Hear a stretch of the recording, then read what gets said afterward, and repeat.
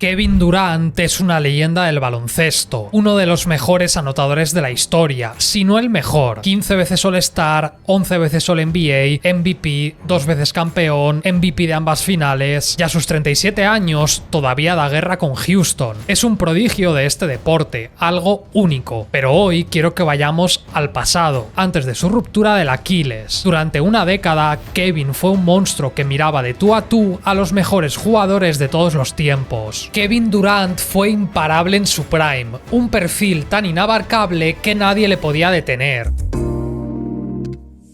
Durant siempre destacó por su tamaño, y es que con 12 añitos medía ya 1,83. Jugó en varios equipos de la Amateur Athletic Union, en el área de Maryland, y tras pasar sus 2 primeros años de instituto en National Christian Academy y el tercero en Oak Hill, creció todavía más. Para cuando llegó a Monrose había superado los 2 metros. Antes de arrancar la temporada, se comprometió con Texas, por delante de programas como Duke o North Carolina. Quería construir su propio camino, aunque antes de pensar en la universidad se dedicó a brillar como senior. Solo había un jugador mejor valorado que él en todo el país, Greg Oden. Aunque se planteó presentarse al draft de 2006, la introducción de la regla que obligaba a los jugadores a hacer por lo menos un año de universidad se lo impidió. Quería jugar en Toronto, su equipo favorito, y que justo aquel año tenía la elección número 1. Su carrera pudo ser radicalmente diferente, y es que esto es lo bonito de este deporte. Hay mil y una historias que no pudimos ver porque tuvimos otras. Para la 2006-2007, su momento de debutar en college había alcanzado los 2.06. Era un jugador delgado, pero con una envergadura brutal, y con estas condiciones jugaba como si fuese un exterior pequeñito. Su bote era fluido, cambios de ritmo, un tiro rápido con un punto de lanzamiento altísimo. Comprendió muy rápido que los defensores rivales no podían hacer nada contra él. Parecía un alero de 1,98 m, solo que estaba más cerca de los 2,10. Eso sí, los recursos de su juego apuntaban ya al monstruo en el que se iba a convertir. Además de lo complejo de intentar defenderlo, se movía muy bien, dominaba el rebote ofensivo y siempre estaba dispuesto a trabajar para mejorar. Con todo esto en mente, normal que sus promedios se fuesen hasta los 26 puntos, 11 rebotes, un 40% desde el triple y muchas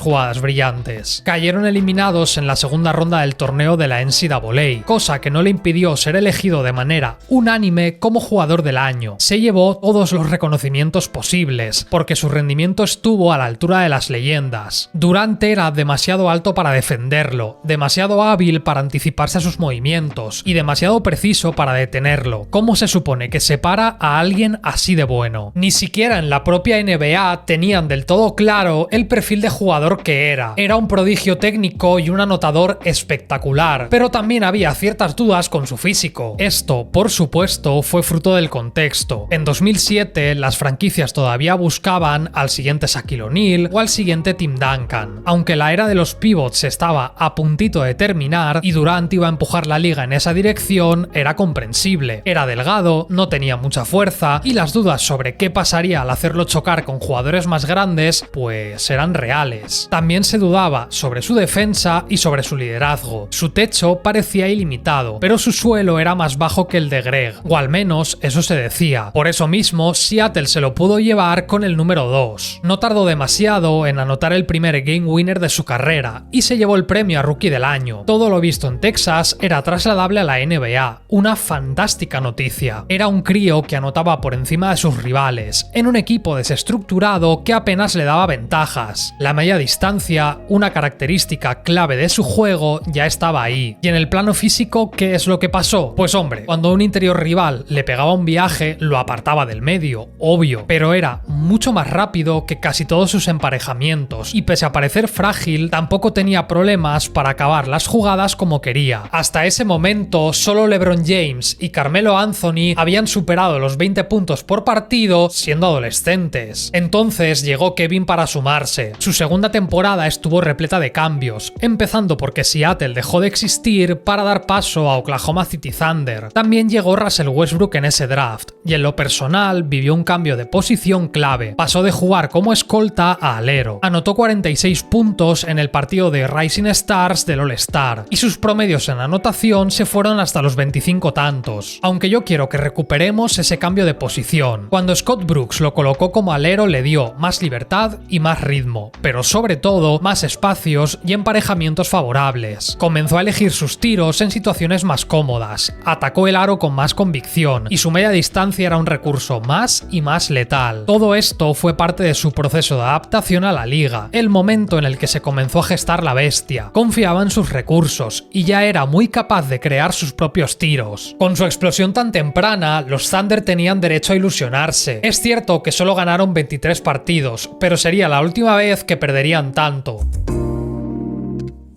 En algún momento alcanzó los 2'11", la altura que hoy en día se le sigue listando. Realmente con zapatillas mide 2'13", y lo reconoció él mismo en una entrevista. Durante sus primeros años mintió, y no pocas veces, porque no quería verse como ala pivot o como pivot. Pensad que primero lo pusieron de escolta, una posición donde esos 2'11" hubiesen sido una salvajada. Hecho este inciso, su tercera temporada lo vio transformarse en superestrella. Su juego cada vez estaba más y más pulido, comprendía mejor los ritmos de los partidos y su eficiencia subió todavía más. Pasó de 25 puntos a más de 30, cantidad que le sirvió para llevarse el premio de máximo anotador. Y sí, fue el más joven de la historia en lograrlo.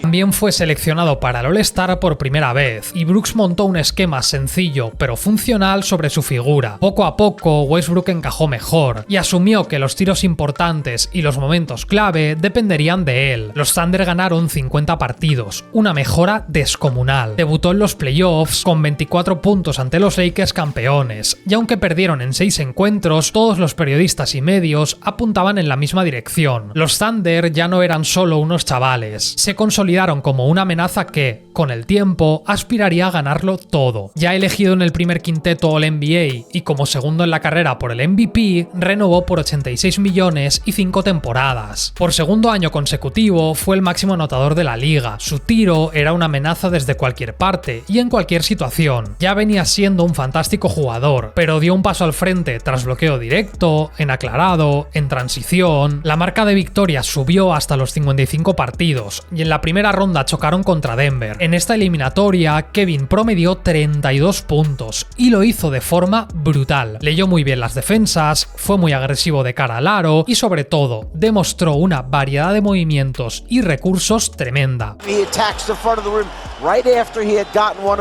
Sus números no fueron tan brillantes frente a Memphis y de hecho en el quinto y sexto partido dejó 2 actuaciones, no nos vamos a mentir, duritas a la vista. La falta de experiencia acompañada por un roster que mejoraría con el tiempo provocó la caída ante unos Mavericks más hechos y que saldrían campeones. Pese a este fracaso entrecomillado, Durant promedió un 28-9-4 en sus primeras finales de conferencia. Su rendimiento desde el triple fue malo y su gran volumen de lanzamiento condenó los porcentajes. Pero una cosa estaba ya clara, no era solo un jugador de regular season y en la postemporada se confirmó como una amenaza para cualquier rival. Su futuro era brillante, top 5 por el MVP y primer quinteto All-NBA otra vez. Su lugar estaba en la élite de la liga. Aquí llegó el lockout de la NBA y aunque la temporada fue considerablemente más corta, Kevin encontró su espacio para brillar. Por primera vez en su corta carrera anotó 51 puntos. En el All-Star se marchó hasta los 36 y se llevó el MVP. Por tercera ocasión consecutiva se llevó el premio a máximo anotador y nadie dudaba ya de sus capacidades para meter canastas. Lo hacía de todas las formas imaginables y nadie podía detenerlo. Su encaje con Westbrook estaba cada vez más resuelto y Russell brillaba también gracias a los espacios que Kevin concedía a todo el equipo. Su impacto no era solo estadístico, no dejaban de ganar. Aquel legendario roster, comandado por Durant y acompañado por Westbrook y un muy joven James Harden, preparaba los playoffs como un equipo al que tomarse en serio. Conquistaron la segunda plaza del oeste y sí, eran unos críos, pero muy buenos. The scoring champ from the top against Marion. Durant pull-up jumper off the rim and Qué mejor manera de arrancar el camino que tumbar al campeón con un game winner. Sin estar finísimo, se bajaron a los Mavericks en 4 partidos y su eficiencia mejoró ante unos Lakers que cayeron en 5. Le plantearon una buena defensa, muy física, y no solo aguantó el tipo, dominó de forma constante y probó que no tenía límite. Entonces llegó San Antonio en un momento de forma fantástico. Perdieron los 2 primeros partidos fuera de casa, y eso que en el segundo KD se volvió a lucir. Tras esta derrota, tuvieron un punto de inflexión y la serie cambió. La eficiencia de Durant se disparó y ganaron los 4 siguientes. Su media distancia fue todavía más letal. Veía las mejores situaciones para anotar y en transición no había forma de pararlo. Dio igual lo bien construidos que estuviesen aquellos Spurs. Se echó el equipo sobre los hombros y se hizo enorme ante un rival durísimo. Desafortunadamente para él y para los pobres fans de los Thunder, se encontraron a unos Heat mejores y que tenían la experiencia del fracaso anterior como motivación. Era un equipo mejor construido, mucho mejor entrenado y mucho más experimentado. A lo largo de aquellas finales, Durant superó los 30 puntos por noche, con un 54% de acierto. Apareció en los momentos importantes y demostró que podía cambiar el rumbo de una eliminatoria. Su nivel de top 2 de la NBA era una realidad, y el único que estaba por encima era LeBron James. Al contrario que otros jugadores, él sí que podía subir el nivel cuando la situación lo pedía. Cayeron eliminados, pero aquellos Thunder parecían listos para volver a competir. ¿Quién sabe lo que hubiese sucedido en caso de mantener a este trío unido? Pero bueno, ya os sabéis la historia. Harden acabó en los Rockets y Durant y Westbrook se quedaron en Oklahoma. Este vídeo está patrocinado por vosotros. La mejor forma de apoyar todo lo que hago es unirte a Patreon. Allí encontrarás mucho contenido exclusivo que no está disponible en YouTube. En Patreon podrás ver los vídeos antes que nadie, ver un montón de análisis que no voy a publicar nunca en esta plataforma, formar parte de la comunidad, acceder a un chat exclusivo para miembros y sobre todo saber que aportas a este proyecto. Hay 3 niveles, desde 2 a 10 euros y también te puedes unir de forma gratuita, pero todo lo que os ofrezco se encuentra desde el nivel más bajo, que son 2 euritos. Si te gusta lo que hago y quieres apoyarme para que siga haciendo este contenido, pues ya sabes, únete al Patreon. Lo puedes hacer desde el QR que tienes en pantalla o con los enlaces que hay en la descripción y comentario fijado. Muchas gracias y sigamos con el vídeo. Ya en la 2012-2013, Durant marcó otro hito como anotador histórico. Se convirtió en el jugador más joven en cerrar una regular season con unos promedios de 50, 40, 90. En este punto de su carrera ya era una cuestión de detalles mínimos que pulieron un juego casi perfecto. Tiró un poquito menos y aún así fue más eficiente y mantuvo sus 28 puntos de media a lo largo de 81 partidos. Sabía cómo encontrar la mejor opción para anotar en cada posesión y contaba ya con tantas ventajas y recursos que su siguiente paso debía ser el MVP. Pero antes llegó la desgracia. En la primera ronda, precisamente frente a Houston, Westbrook cayó lesionado y KD se quedó solo. Desde ese momento, su promedio de minutos se disparó y aunque acabaron con los Rockets, gracias a unos absurdos 34 puntos por noche, Memphis lo tuvo fácil. Bastó con tirarle a todo el equipo encima para detenerlo.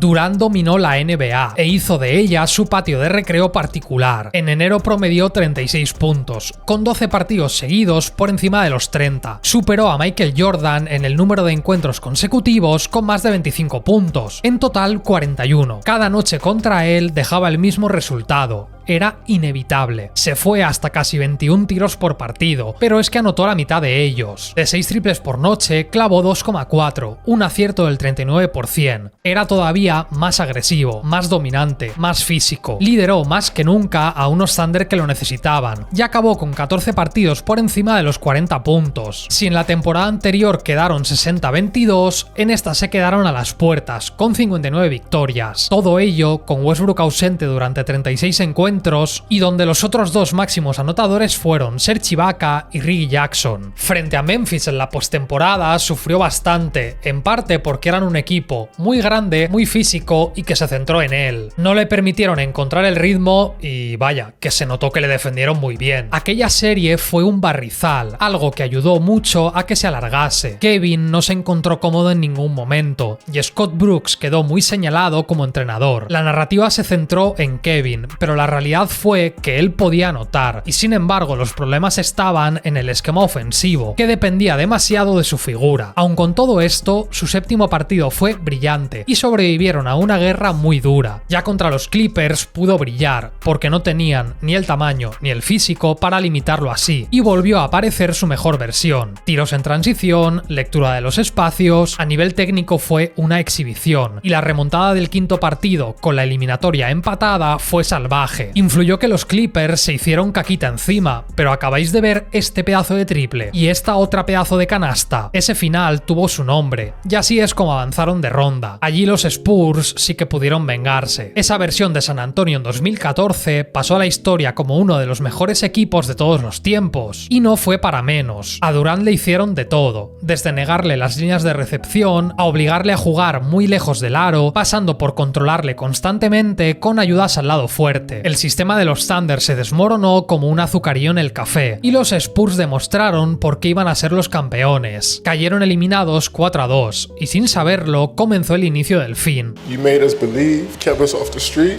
put clothes on our backs, food on the table. When you didn't eat, you made sure we ate. You went to sleep hungry. You sacrificed for us. You the real MVP.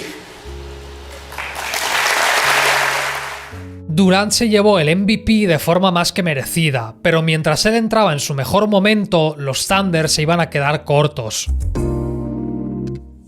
Tras ganar el MVP, llegó una de las peores temporadas de su carrera. Antes de arrancar, le diagnosticaron una fractura en el pie derecho que le impidió debutar hasta el 2 de diciembre. Un par de semanas más tarde, se lesionó el tobillo, y aunque regresó para fin de año, a finales de enero volvió a romperse. El 19 de enero, tras disputar unos pocos partidos, quedó totalmente descartado. En total disputó 27 encuentros, una cifra irrisoria en la que se le vio fuera de ritmo, con minutos contados y con mucho miedo a recaer. Claro que también pasó por 3 cirugías diferentes y no tuvo margen para recuperarse. Ese jugador técnico y dominante seguía ahí, pero no lo pudo demostrar de verdad hasta la 15-16. Con un verano de descanso y ya sin temores, su regreso fue espectacular. Explosivo, fluido, agresivo y sobre todo, con muchas ganas de reivindicarse. También hay un cambio que tiende a infravalorarse mucho, y fue la llegada de Billy Donovan al banquillo. Junto a un Westbrook que alcanzaba su plenitud, desplegaron un juego muy físico y dominante a través del ritmo. Permitirles jugar en transición era un grave error, y todas las cualidades positivas de KD afloraron de nuevo. También hay que decir que su primera ronda fue un desastre. Ante Dallas firmó el que seguramente sea el peor partido de su carrera, y firmó un par de actuaciones más discretas. Pese a ello,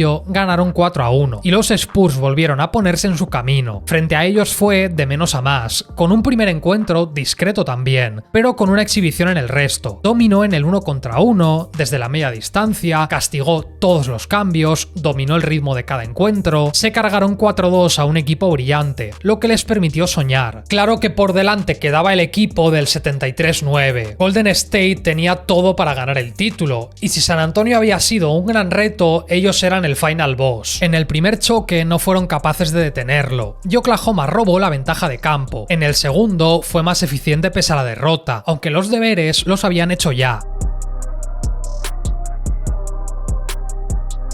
Les metieron tal repaso en el tercer y cuarto partido que todo pareció acabar ahí. Oklahoma tenía un 3-1 a favor, que generalmente es una ventaja que suele ser decisiva. Incomodaron a Curry, se llevaron la serie al terreno físico y Durant estuvo intratable. No había argumentos para pensar que podían darle la vuelta, pero sucedió. En el quinto, y pese a sus 40 puntos, Golden State ganó. El sexto ya sabéis lo que pasó, la gran explosión de Klay Thompson. Y los Thunder dejaron vivir a un equipo al que no le podían dar ese oxígeno. Ya fuera de casa y con el momentum del lado de Golden State, todo acabó. Aprovecharon cada fallo de unos Thunder agotados, que acabaron por basar su juego en isolations de Durant y de Westbrook, sin ninguna alternativa. Se vieron de nuevo todas las carencias del equipo y especialmente las de sus compañeros y la pizarra. Durant estuvo pletórico y vimos una de las mejores versiones de su carrera. Un dominio en lo físico y en lo mental tremendo, un juego muy eficiente y apariciones en los momentos importantes. Claro claro que también comprendió que aquellos Thunder no iban a dar para más. Entonces, como segundo mejor jugador del planeta, decidió salir del equipo. Quería ganar, y no pensaba que fuera posible conseguirlo en los Thunder. El problema fue que decidió marcharse a uno de los mejores equipos de toda la historia, si no el mejor. El 4 de julio de 2016 anunció que fichaba por Golden State. Con esto se colocó como enemigo público de los aficionados de 29 equipos, porque iba a resolver una duda que nadie quería comprobar. ¿Qué sucedería si uno de los mejores jugadores de siempre se unía a uno de los mejores equipos de siempre? Yo también me enfadé muchísimo porque acabó en el equipo perfecto. El encaje para él era ideal, con dos de los mejores tiradores de la historia y un roster en el que era una pieza fantástica para llevarlo a otro nivel. Por primera vez en su carrera, Durant no era el sistema, sino una pieza más en una máquina que le iba a dar muchas ventajas. Pasó de tener que generarse las oportunidades a encontrar la mitad del trabajo hecho. Menos situaciones forzadas, más catch and shoot, más tiros con espacio, más transiciones limpias, en definitiva, oportunidades que no había visto en toda su carrera. Y así es como destrozaron la NBA en su primer año.